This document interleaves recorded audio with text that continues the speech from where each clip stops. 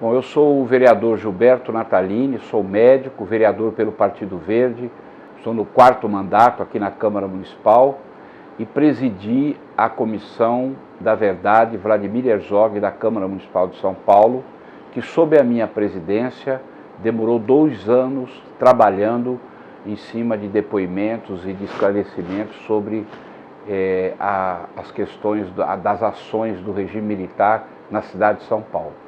Nós temos agora, no próximo dia 26 de outubro, às 19 horas, aqui no plenário 1º de maio, na Câmara Municipal, o lançamento do relatório da Comissão da Verdade, Vladimir Herzog, aqui da Câmara.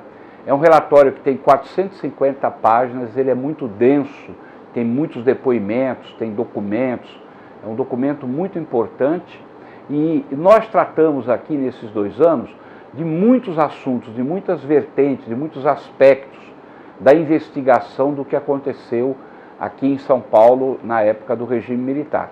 Que nós da Comissão Municipal da Verdade de São Paulo levantamos 114 itens que nos levaram a fortíssimos indícios que Juscelino sofreu um atentado na Via Dutra, foi assassinado pelo regime militar na Via Dutra. Nós temos essa convicção, essa opinião, mantemos essa opinião e está no nosso relatório essa questão do Juscelino Kubitschek.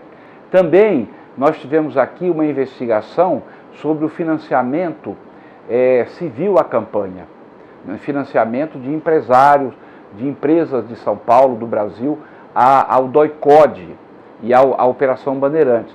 E aí, para isso nós ouvimos pessoas, entre eles o ex-governador Paulo Egídio Martins, que nos confirmou esse financiamento, e também o coronel Elimar Machado, que foi testemunho ocular da entrega ao general Amaury Cruel de 6 malas de dinheiro, no total de $1.200.000, na véspera do golpe militar de 31 de março.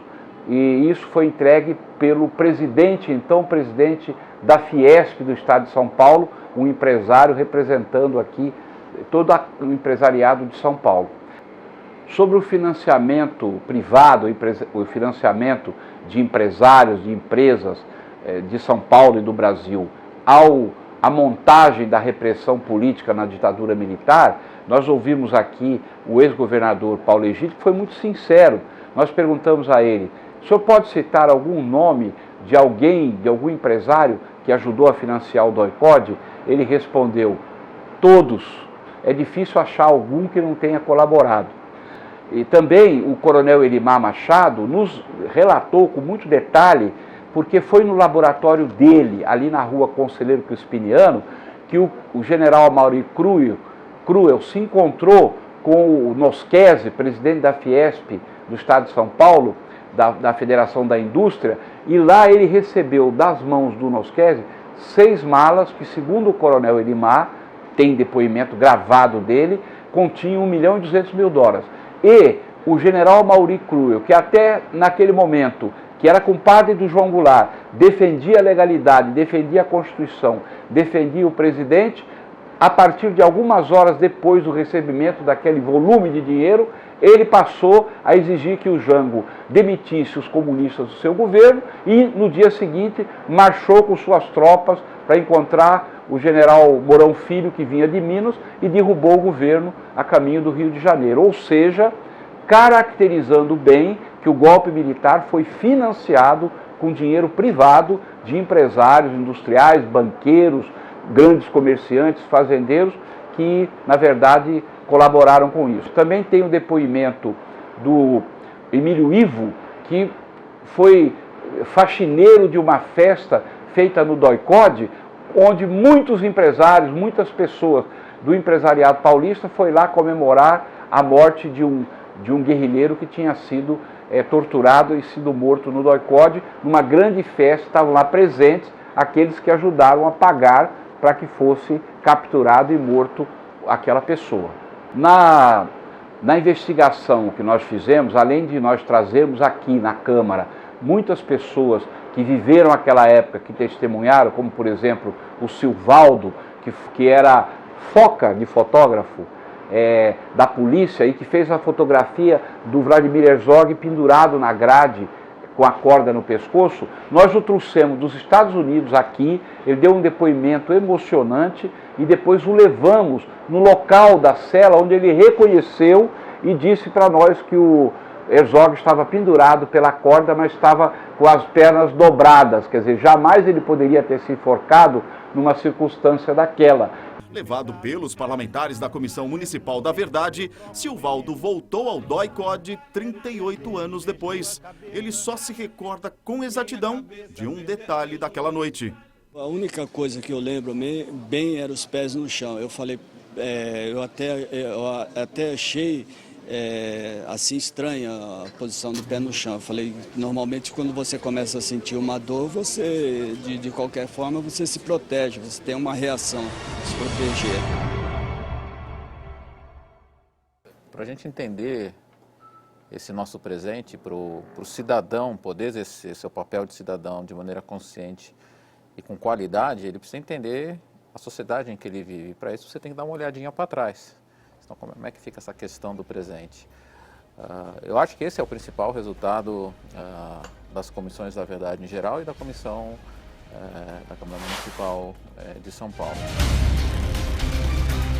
A Comissão da Verdade Vladimir Herzog da Câmara Municipal de São Paulo buscou jogar luz, em especial em 5 temas: nas mortes dos presidentes João Goulart e Juscelino Kubitschek, no enterro indiscriminado de pessoas como indigentes, mesmo com identificação, no financiamento civil a órgãos de repressão política e na confirmação de que a ditadura torturou, matou e cremou corpos de militantes de esquerda. Confissão de alguns desses crimes foi feita por quem os cometeu, o delegado aposentado da Polícia Civil do Espírito Santo, Cláudio Guerra. Também fomos ao Espírito Santo ouvir o Cláudio Guerra. Fomos lá praticamente dentro da casa dele, ouvir o depoimento impressionante dele, das atribuições dele de vir a São Paulo matar pessoas em atentados a tiro ou de levar corpos para ser cremados na usina de Cambaíba, em Campos dos Goytacazes. Quantas vezes o senhor esteve em São Paulo nesse período? Olha, eu tive várias vezes. Né? Primeiro na qualidade de executor, né? Que eu fui arregimentado na época, que já tinha um passado, né?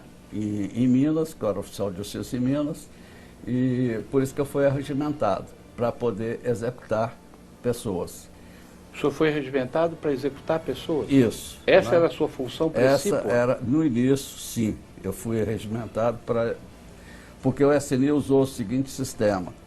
O Fleury estava fazendo muita besteira.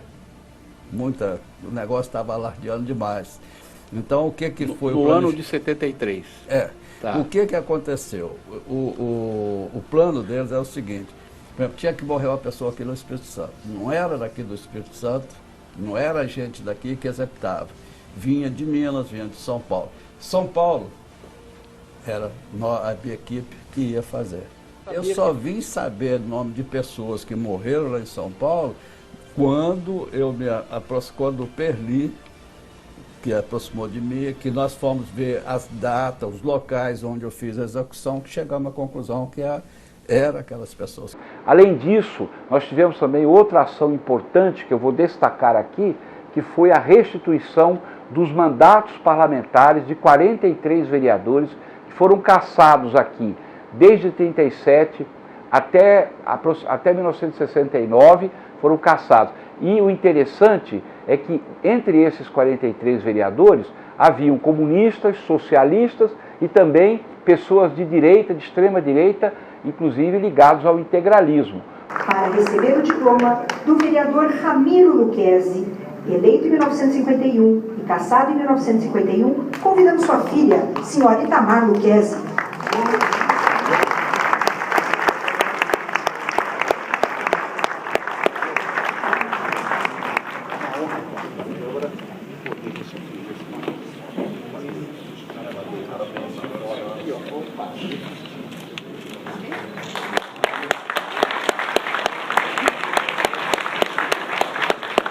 Neste momento, convidamos para receber o seu diploma vereador Moacir Longo, eleito em 1963 e cassado em 1964. E para acompanhar essa entrega, convidamos a sua esposa, Leda Rosa, e suas filhas, Laélia e Denise.